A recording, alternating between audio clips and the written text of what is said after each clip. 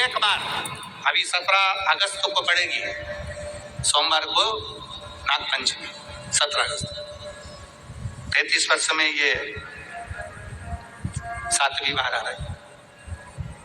बहुत रुक रुक के आती है सोमवार की, बहुत रुक, और ना जाने फिर अगला योग कब लगेगा। अगर मौका मिला है कर। और हमने यहाँ तक कहा यदि कमल का पुष्प ना मिले तो एक महाराज जी एक पुष्प होता है, वो नीले कलर का शंख जैसा होता है, जो शिव जी को बड़ा प्रिय है। क्या बोलते हैं उसको, शंख पुष्पी, क्या वो नीलकंठ, हाँ, एक नीले कलर का होता है। अभी तो यहाँ पर है नहीं, हम प्रयास करेंगे आपको उसका दर्शन कराए। चढ़ा है, लाओ चढ़ा है, लाओ लाओ।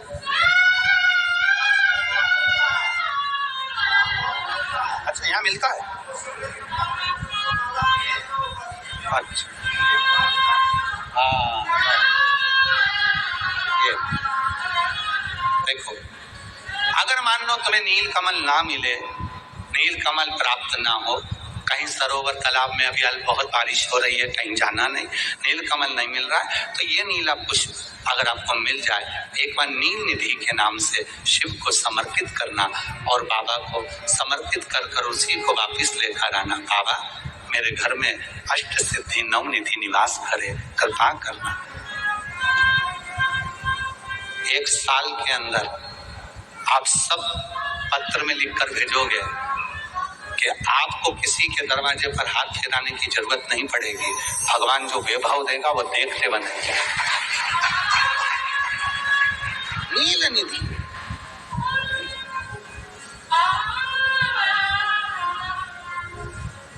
कौन सा दिन है बोलो जरा, सावन के, जम के बोलो जरा, जम के बोलो, सावन के सोमवार पर यदि नाग पंचमी पड़े, फिर हमें ना तो तप करना है, ना साधना करना है, ना कोई उपवास, ना कोई।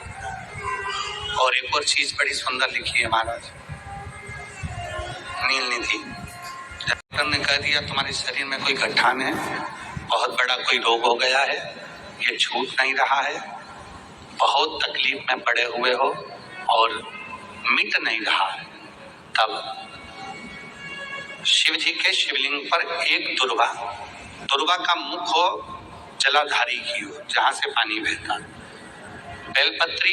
बेलपत्री का डंडी का मुख हो जहां से जल बहता, जलाधारी की हो, और 2 छोटी छोटी कटोरियों में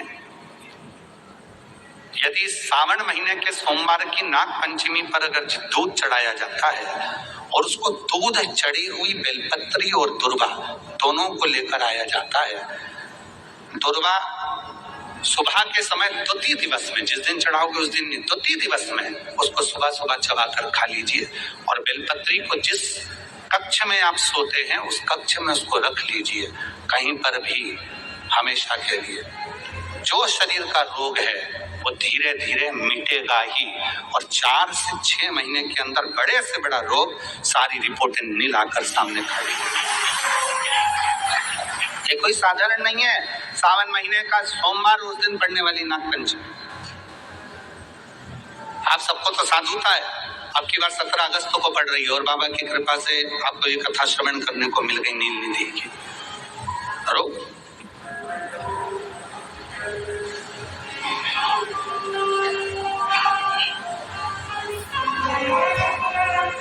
और हे शंभो, हे शंभो बाबा मेरे बिना 3 लोक में मैं तो ही तू, श्रद्धा सुमन मेरा मन बेलपत्री, जीवन भी अर्पण कर दो, हे शंभो बाबा मेरे 3 लोक में तो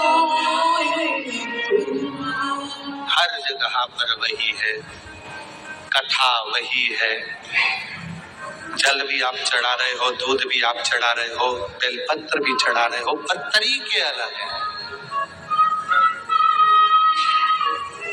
बाबा जी, कई लोग कहते हैं कि हम, और लिंग पुराण में आता है कि जब टंडी का मुख जलाधारी की ओर होता है और उस समय पर व्यक्ति जो सामग्री समर्पित करता है, जल समर्पित करता है, तो जैसे जल बहकर जाता है और राह में जल को जो भी अड़चन आती है वो निकलता चले जाता है। शिव जी के चढ़े हुए जल को जो मार्ग मिलता है, अगर टंडी का मुख जलाधारी की ओर कर हम जब जल या दूध चढ़ाते हैं तो हमारी जिंदगी के भी सारे रोग और दुख समाप्त होना प्रारंभ हो जाता है। 33 वर्ष में 6 बार आई है सावन के सोमवार को नागपंचमी। पहली आई 96 में, दूसरी आई 99 में, तीसरी आई 12 में, फिर आई 2019 में, फिर आई 2023 में और बाबा की कृपा से अब आई 2026 में। 17 अगस्त को पड़ेगी सावन के महीने में जो सोमवार है, उस दिन नाग पंचमी। उस दिन नील निधि का प्रयोग करिए। आप कितने भी, हम तो यहाँ तक कहेंगे, जितने ठेले चलाने वाले, जितने भी हैं जो कहीं ना कहीं किसी ना किसी रूप में कर्ज में डूबे, परेशान है, दुकान नहीं चल रही, व्यापार नहीं चल रहा, परेशानी हो गई, कोई ने जमीन पर कब्जा कर लिया, कोई ने कुछ कर लिया, कोई ने कुछ कर लिया, जितने हैं सब करो और एक नील पुष्प, नील कमल के भाव से, नीला कमल मिल जाए तो ठीक है, नहीं मिले तो नील पुष्प जो अभी दर्शन कराया, बाबा जी बोले काशी में तो ये बहुत ज्यादा मात्रा में मिलता है और लोग शिव जी को समर्पित कर उस नील पुष्प समर्पित। अगर भोले बाबा का सहारा न होता, अगर भोले बाबा का सहारा न होता तो दुनिया में कोई हमारा न होता, तो दुनिया में हमारा न होता। अगर भोले सहारा न होता, अगर भोले बोलो बोलो सहारा न होता तो दुनिया में हमारा, अगर है तो उसका सहारा है, उसका सहारा, उसकी कृपा, उसकी कृपा, उसकी दया। अब आते हैं जिनके बच्चे एजुकेशन कर रहे हैं, पढ़ाई कर रहे हैं, काम दे रहे हैं और उन बच्चों का सिलेक्शन नहीं हो रहा, ठीक है, और जितने बच्चे करेंगे वो हमको पत्र जरूर लिखेंगे कि तुम्हारा हुआ कि नहीं। काशी से बोलकर जा रहे हैं और ये कथा केवल सीओर वाला बाबा नहीं बाच रहा, ये कथा स्वयं विश्वनाथ बांचने के लिए आए। जितने शब्द होंगे सारे विश्वनाथ जी के होंगे। जितने बच्चे एजुकेशन कर रहे हैं और जितने बच्चे कंपटीशन एग्जाम दे रहे हैं, रिजल्ट नहीं आ रहा, 1 नंबर से, आधे नंबर से, 1.5 नंबर से, 2 नंबर से रह जा रहे हो, तो प्रयास करो। सावन के महीने के सोमवार की नाग पंचमी के दिन, सोमवार की नाग पंचमी के दिन लाल चंदन बाजार में होता है, लाल चंदन, उस लाल चंदन का लेपन घिस लो, उसको घिसकर बेलपत्री की दोनों पत्तियों में, नीचे वाली दोनों पत्तियों में उस लाल चंदन का लेपन करिए। बेलपत्री के नीचे वाली दोनों पत्तियों में लाल चंदन का लेपन करिए और ऊपर वाले पत्ते पर केवल लच्छा, लच्छा किसको बोलते हैं यहाँ पर, क्या बोलते हैं, नाड़ा, लच्छा क्या बोलते हैं, मौली, लच्छा, नाड़ा जो भी है, वो बीच वाली पत्ती पर रखकर देवाधिदेव महादेव को समर्पित कर दीजिए और बाबा पर चढ़ा दो। शिव जी से प्रार्थना कर बेलपत्री वहीं छोड़ो, लच्छा लेकर आ जाओ और अपने हाथ में या अपने कमरे में उसको संभाल कर रखो। जब तुम्हारा विल पावर कमजोर हो, जब तुम्हें लगे कि मुझे ये कंपटीशन एग्जाम निकालना है, उस समय पर भले एग्जाम में तुम्हें बांध कर नहीं जाने दे, पर उसके पहले तक भी तुम्हारे शरीर के पास में वो लच्छा होना चाहिए। फिर भले उतार कर जाओ, एग्जाम देकर आओ, फिर पत्र इस व्यासपीठ पर तुम्हारा जरूर होगा, मिले। वो साधारण नहीं है। सावन के महीने के सोमवार को पड़ने वाली शिव नाग पंचमी को नील निधि पंचमी कहते हैं। उस नील निधि का मतलब है सारी दीप जरूर लगाना चाहिए। और यदि बेलपत्र का वृक्ष है तो उस बेलपत्र के वृक्ष के सामने भी एक दीप अवश्य लगाना चाहिए।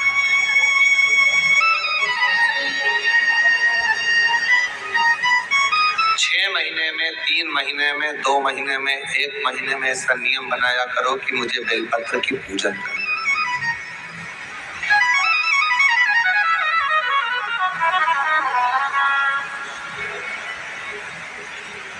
स्वयं माता लक्ष्मी जी ने भगवान नारायण को पाने के लिए बेलपत्र का पूजन किया।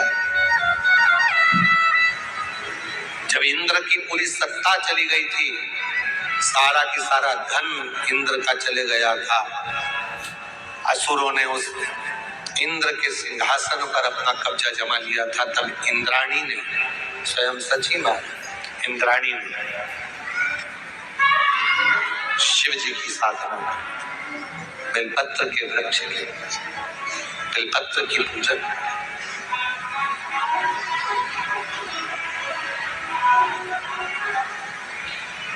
कभी दिल कर जाए तुम्हारा तो कभी महीने में, 1.5 महीने में, 2 महीने में बेलपत्र के पेड़ के नीचे जल लेकर बैठो। बेलपत्र के वृक्ष के नीचे दूध नहीं चढ़ाते, बेलपत्र के वृक्ष के नीचे दही नहीं चढ़ाते, शहद भी नहीं चढ़ाते। बेलपत्र के वृक्ष के नीचे जब आप बैठते हैं, बेलपत्र पूजन का एक विधान होता है कि जब हम बेलपत्र की पूजन करते हैं तो 2 कलश पानी के भरे हुए, एक अपने सीधे हाथ की और एक उल्टे हाथ की ओर रखा जाता है। पूजन की थाली बीच में रखी जाती है। 2 बत्ती का, लंबी बत्ती का, 2 बत्ती लंबी घी की जलाई जाती है। लंबी बत्ती बेलपत्र के वृक्ष के नीचे 2 बत्ती लंबी जोड़ा बनाकर उसको जलाया। फिर दोनों हाथ में कलश में जल है, बेलपत्र के वृक्ष के नीचे दोनों हाथों का जल धीरे धीरे शिव जी का स्मरण कर कर, नारायण लक्ष्मी का स्मरण कर कर, मां आदिशक्ति गौरा का स्मरण कर कर, रिद्धि सिद्धि गणेश का स्मरण कर कर उसको चढ़ाओ। प्रार्थना करो, विनय करो, मेरे जीवन में बहुत कष्ट है, उसको मिटाना है आपको। शिव आपसे प्रसन्न होते हैं, वैसे मेरी जिंदगी भी प्रसन्न करना है। आप जल चढ़ाकर दोनों पात्रों का थोड़ा थोड़ा जल कलश में बचा लेना है, पूरा पात्र खाली नहीं करना है, दोनों को वापस रखना है। और थोड़ी सी हल्दी पिसी हुई शिव जी के उस बेलपत्र पर लगाएं, थोड़ा कुमकुम वो भी बेलपत्र पर लगाएं। 7 दाने अक्षत के, केवल 7 दाने अक्षत के बेलपत्र को छुआकर अपनी थाली में रख लें। घर पर जब जाएं तो वो 7 दाने अक्षत के और बेलपत्र के वृक्ष में जो चढ़ा हुआ थोड़ा सा जल बचा कर लाए हो, वो घर में छींट कर 7 दाने पूरे घर में डालना प्रारंभ करें। महीने में, 2 महीने में, 3 महीने में एक बार करिए। जीवन में किसी के आगे हाथ फैलाने की जरूरत नहीं पड़ेगी। इतनी संपदा बाबा, इतनी संपदा। बेलपत्र की महत्वता को लोग जानते नहीं है। एक प्रदोष की महत्वता, एक बेलपत्र की महत्वता। अभी हमने पहले भी कहा, एक कथा प्रदोष काल की रह गई है। एक बार हम दिल्ली बाज रहे थे पर वो पूरी नहीं हो पाई क्योंकि पानी आ गया। हम प्रयास कर रहे हैं उस कथा को कुबेरेश्वर धाम पर, क्योंकि उसमें प्रदोष काल की कथा में टेंट नहीं लगता। प्रदोष काल की जो कथा होगी सीहोर कुबेरेश्वर धाम में, उसमें टेंट नहीं लगेगा, उसको खुले मैदान में बाजना पड़ेगा। आप और हम सब खुले मैदान में बैठकर प्रदोष काल में उस कथा को सुनेंगे और उसमें प्रदोष की महत्वता को जानेंगे। और हमारी तरफ से हम तो आज प्रकाश जी आपको भी, दीना भाभी जी आपको भी, दोनों को निमंत्रण दे रहे हैं। जब भी सीहोर में जब कथा हो प्रदोष काल की, तो एक दिन कम से कम आप लोग आकर उस कथा की पूजन आपको भी करना रहे, प्रदोष काल की कथा।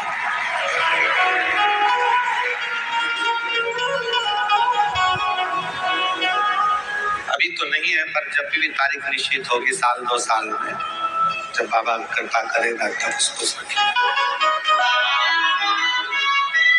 पंडाल में भले तुम्हारे लिए हम सोने के लिए पंडाल लगा देंगे, पर कथा सुनने के लिए तो आपको मैदान में ही बैठना पड़ेगा, खुले आसमान।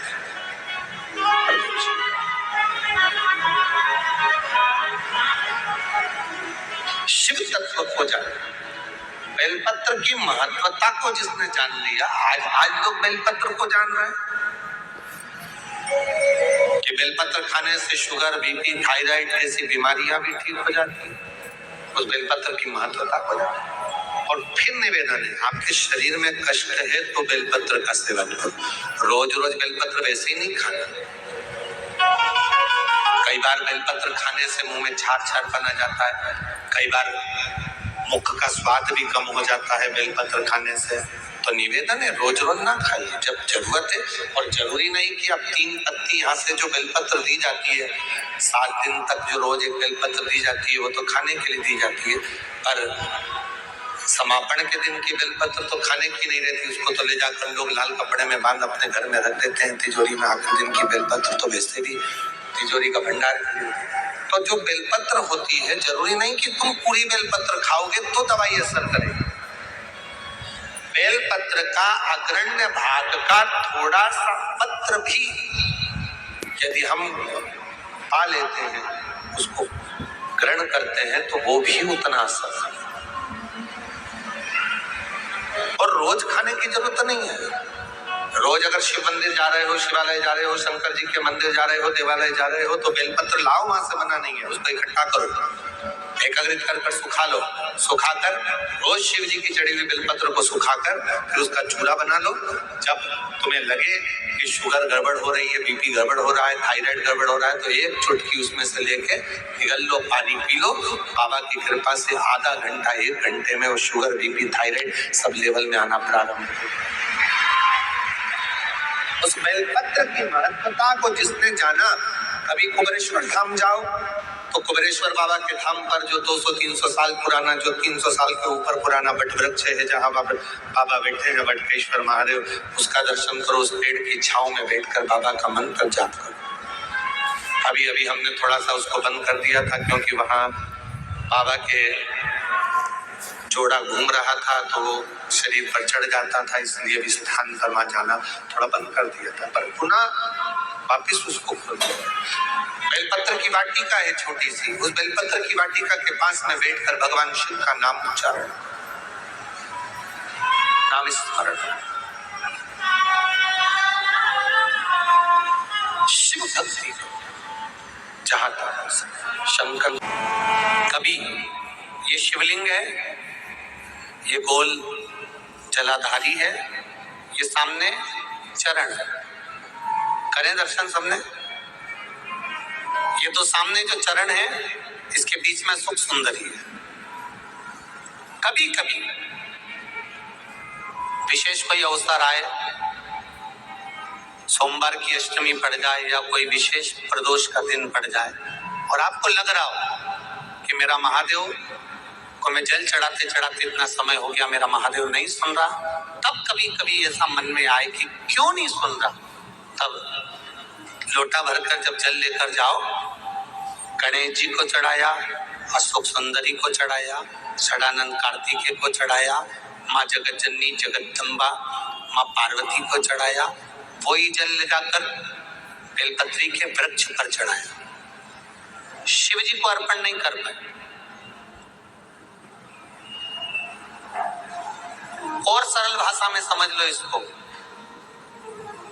किसी माता को आपने देखा होगा, किसी व्यक्ति को आपने देखा होगा कि वो शिव मंदिर में जाता है, शिव जी को भले जल नहीं चढ़ाता, और शंकर भगवान के मंदिर में जाकर इतनी सफाई कर देता है, जहां शंकर भगवान का कहीं बेलपत्र वगैरह पड़ा हुआ है उसको उठाएगा, बीनेगा, फिर यहाँ से धोएगा, श्रृंगार करेगा, यहाँ से साफ करेगा, साफ करके जो पानी जा रहा है वहां साफ करेगा, साफ करके एकदम क्लीन करके फिर शंकर भगवान को पोंछ कर, स्नान कराकर, जल चढ़ाकर फिर उनका श्रृंगार करता रहता है। कभी कभी आपके साथ में भी ऐसा होगा, आपने भी करा होगा, ऐसा नहीं कि नहीं करा।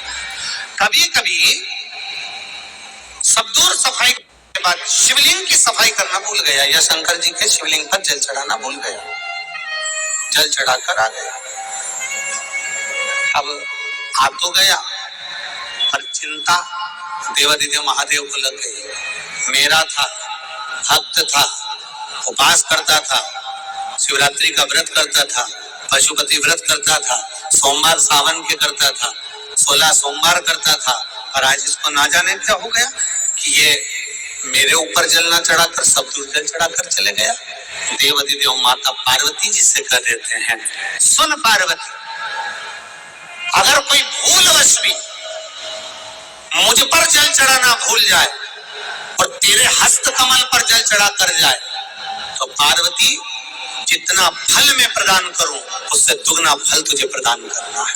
ये शिव कर रहा है। और इसका प्रमाण कहां पर मिलता है? इसका प्रमाण मिलता है महाभारत में, इसका प्रमाण मिलता है श्रीमद् भागवत कथा में। भीम, दुर्योधन और जरासंध, तीनों ने तप करा, तीनों बैठे अलग अलग शंकर भगवान का भजन करने के लिए,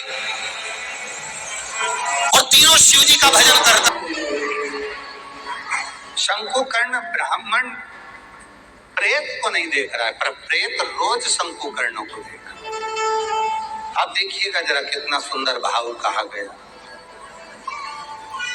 शिव महापुराण की विद्येश्वर संहिता कहती है, जब कोई शिव का भक्त शिव पुराण की कथा को सुनकर जिस मार्ग से निकल कर जाता है, शिव का भक्त शिव को जल चढ़ाकर, चढ़े हुए जल को अपने पात्र में लेकर जिस मार्ग से निकल कर जाता है, विद्येश्वर संहिता कहती है, भस्म का तिलक लगाकर, त्रिपुंड लगाकर, गले में रुद्राक्ष पहनकर शिव भक्त जिस मार्ग से निकल कर जाता है, उस मार्ग में चाहे कोई प्रेत की योनि में हो, चाहे कोई पितर की योनि में हो, चाहे कोई आहूत की योनि में हो, चाहे कोई वासुक की योनि में हो, चाहे वो किसी भी योनि में पड़ा हो, मात्र उसके निकल के जाने से ही उसका उद्धार निश्चित हो जाता है,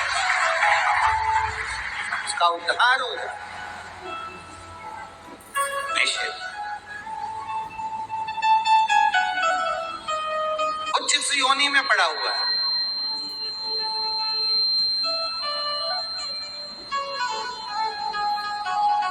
अरे किसी ने कितना अच्छा लिखा, एक पुस्तिका में हमने पढ़ा था कि भगवान भोलेनाथ जी से भगवान, तो लिखा नीचे कि कुत्ता भी अगर काशी का बनूंगा, कोई निकल कर जाएगा, उसके पेड़ की मिट्टी को चाट लूंगा, कोई निकल कर जाएगा, अपना खाया हुआ थोड़ा सा प्रसाद पटक जाएगा, उसको चाट लूंगा, तो हो सकता है कि फिर मैं सारी योनियों से छूट जाऊं। अगर स्वान बनाए तो काशी का बना देना। और यदि वो एक लाइन माताएं बहुत पहले भजन में गाया करती थी कि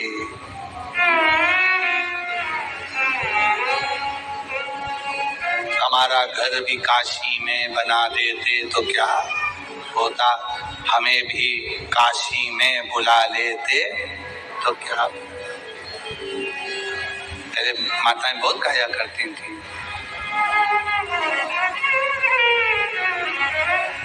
विश्वनाथ, हमारा घर भी काशी में बना देते तो क्या होता।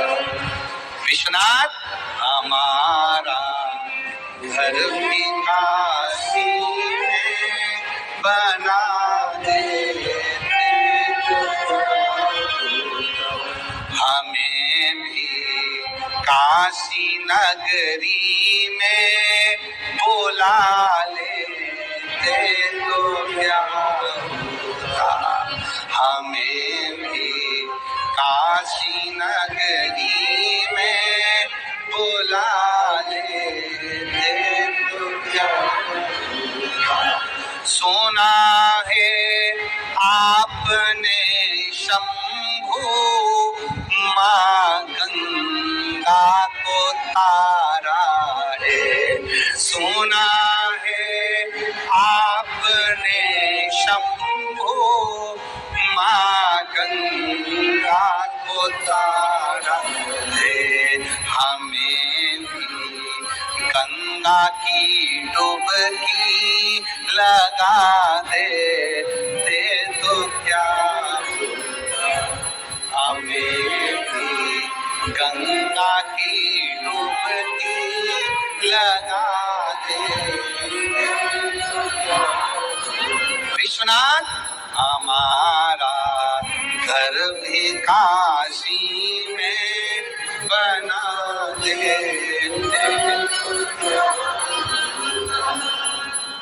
बाबा यदि हमारा घर भी काशी में बन जाता तो क्या, ये कृपा नहीं तो क्या।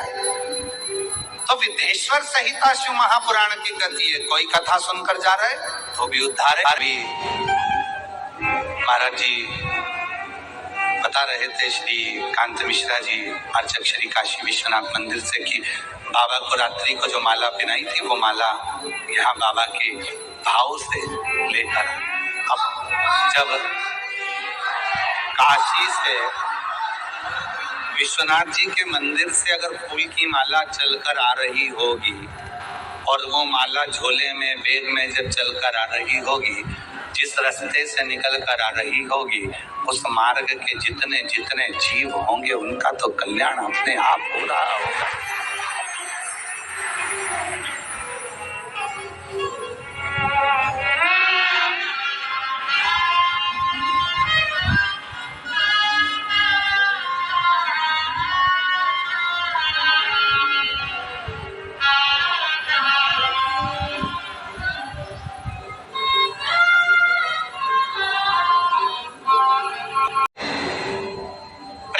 देखा पर प्रेत रोज शंकुकर्ण को देख रहा, रोज प्रतिदिन। और शंकुकर्ण तो अपने वही कपार्देश्वर महादेव का स्मरण कर रहे हैं, जल चढ़ा रहे हैं, पूजन कर रहे हैं, अर्चना कर रहे हैं, सेवा कर रहे हैं, उनके कोई मतलब ही नहीं। शिव का जो भक्त होता है वो अपनी सेवा में लगा रहता है, उसको कोई मतलब नहीं कौन देख रहा है, कौन मुझे फॉलो कर रहा है, कौन मुझे देख रहा है, कौन नहीं देख रहा है, उसे कोई मतलब नहीं, उसको तो अपनी मस्ती में रहना। अब एक दिन प्रेत ने बीच रास्ते में जाके खड़ा हो गया, जहां से शंकुकर्ण जा रहे, बीच रास्ते में खड़ा, और बीच रास्ते में जो शंकुकर्ण जा रहे थे उसी मार्ग में वो प्रेत आकर खड़ा हो गया, हाथ जोड़ लिए।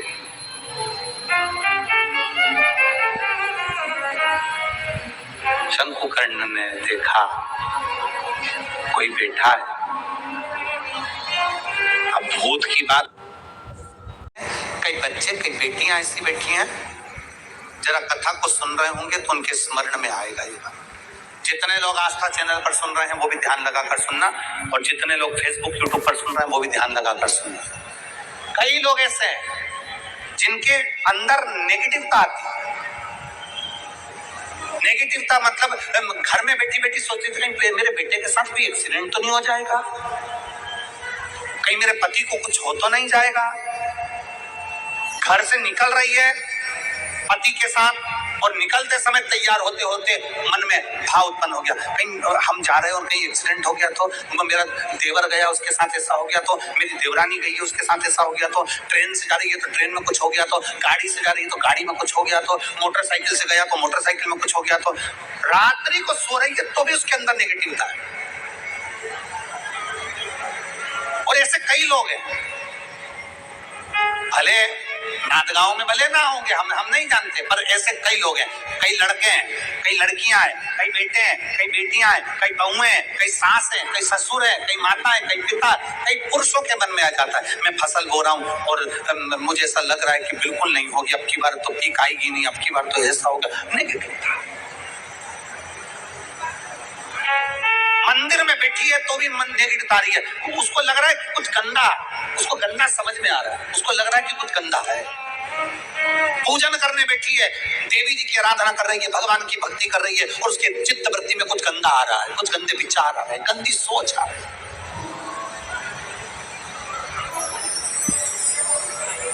अपने अंदर गंदे विचार, गलत सोच आ रही है। शिव महापुराण की कथा कहती है, शंकर भगवान का चरित्र कहता है, हफ्ते में एक दिन ऐसा बनाओ अपनी चंद्र नाड़ी को मजबूत करने का प्रयास करो। जब तुम्हारे गलत विचार आ रहे हो ना, गलत सोचने में आ रहा हो, लगने लगे कि मुझे कहीं कैंसर जैसा रोग तो नहीं हो जाएगा, कहीं मुझे बड़ी बीमारी तो नहीं हो जाएगी, कहीं जरा सा किडनी में दिक्कत आई, पानी पीने में दिक्कत आई, कहीं आंखों में दिक्कत आई तो कहीं बड़ी बीमारी तो नहीं हो। नेगेटिवता, गलत सोच, गलत विचार, गलत दृष्टि। ऐसे कई लोग हैं जिनकी सोच में ये गलत चीजें आती रहती है। और प्रयास करना पितृपक्ष की, आज रवि प्रदोष की इस कथा को सुनकर प्रयास कर देखना क्या करना है हमको।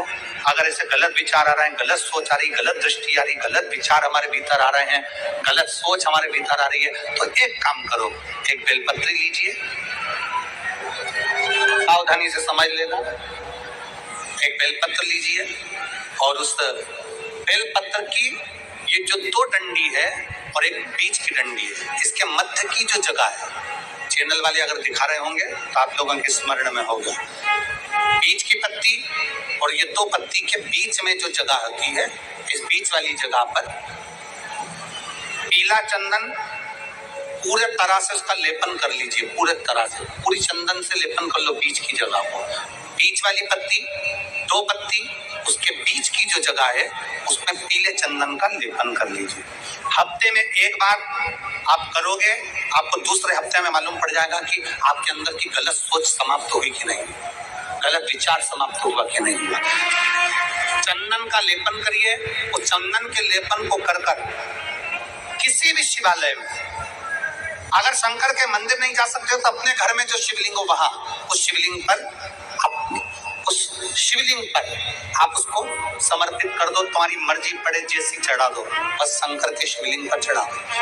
कुछ देर मंदिर में हो तो नंदी के पीछे, अगर मंदिर में हो तो नंदी के पीछे, और घर में हो तो किसी भी स्थान पर सुखासन लगाकर, सुखासन मतलब जैसे हम बैठे हैं पालकी लगाकर, दोनों सुखासन मतलब आराम से बैठकर, सुखासन लगाकर, और अपनी सीधी साइड की नासिका को बंद करना है और उल्टी नासिका से श्वास कहा था कि मेरी काया का रोग आपने समाप्त कर दिया महादेव, मेरे लिए आज्ञा करो, मैं क्या करूं। शंकर भगवान ने कहा, चंद्रदेव तुम मेरे मस्तक पर धारण रहना, और संसार के जितने भी मनुष्य हैं, इन मनुष्य के अंदर चंद्र नाड़ी में तुम विराजमान रहना। सुनो चंद्रदेव, जब मनुष्य गलत विचार करे, गलत सोच करे, गलत दृष्टि रखे, उस समय पर अगर तुम्हारी चंद्र नाड़ी प्रबल हो जाए तो उसकी बुद्धि में से गलत विचार समाप्त हो जाए, गलत विचार समाप्त। एक बेलपत्र लेना है, बीच वाली जगह में चंदन लगाकर शंकर जी को समर्पित करना है। घर हो, मंदिर हो, कम से कम 1.5 से 2 मिनट तक नासिका को बंद कर सीधे साइड की नासिका को बंद करना है, उल्टे साइड की नासिका से ही श्वास लेना है और छोड़ना है, फिर लेना है, फिर छोड़ना है, फिर लेना है, फिर छोड़ना है। 1.5 मिनट 2 मिनट तक आप करते रहिए एक ही नासिका, इस नासिका को बंद ही रखना है, राइट को, लेफ्ट को खोल कर रखिए, और उसमें चंद्र नाड़ी जब हमारी प्रबल हो जाएगी, 3 दिन के अंदर गलत सोच आना बंद हो जाएगी, गलत विचार आना बंद हो जाएगी। गंदा दिख रहा है, गंदा सोच रहे हैं, बेटा कॉलेज गया तो मन में आ गया, विचार में आ गया मेरे बेटे के साथ कुछ ना हो जाए, बेटी कहीं गई है तो गलत विचार आ गया, पति कहीं गया तो गलत विचार आ गया, अपन कहीं जा रहे हैं तो गलत विचार आ गया, हाथ दुख रहा है तो ऐसा लगने लगा कि शरीर में कोई बीमारी आ गई, जैसे ही शरीर में मुख में स्वाद नहीं आ रहा तो ऐसा लगा कि मेरे को बड़ी बीमारी हो गई, थोड़ी सी गठान हो गई तो मन में आया कहीं कैंसर जैसा रोग ना हो गया। गलत विचार, गलत सोच, गलत दृष्टि। आज के जमाने में हर व्यक्ति गलत सोच को अपनी बुद्धि में भर कर रहा है, उसका कारण है उसकी चंद्र नाड़ी प्रबल नहीं हो पा रही है। चंद्र नाड़ी को सक्रिय करने का प्रयास करिए। जब सक्रिय कैसे करेंगे? हमारी सीधी नासिका को हम बंद करेंगे, उल्टी नासिका से ही श्वास लेंगे। 1 से 1.5 मिनट 2 मिनट तक आप प्रतिदिन करना प्रारंभ करिए। 5 दिन 4 दिन 3 दिन के अंदर गलत सोच आना बंद हो जाएगी और आप अपने वापस स्वस्थ हो जाएंगे। चंद्र नाड़ी को प्रबल करिए। अटका हुआ कोई काम है, तुम रूपेश्वर महादेव का नाम लेते से वो काम सुलझ जाता है। तुम रूपेश्वर महादेव,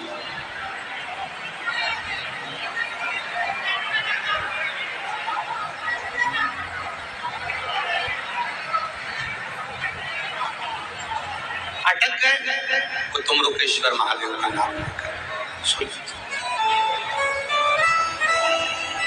महाराज,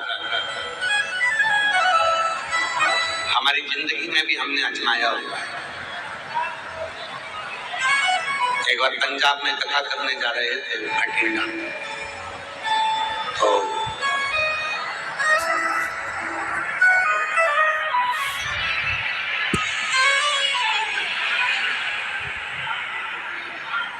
यहीं ये दिल्ली के पहले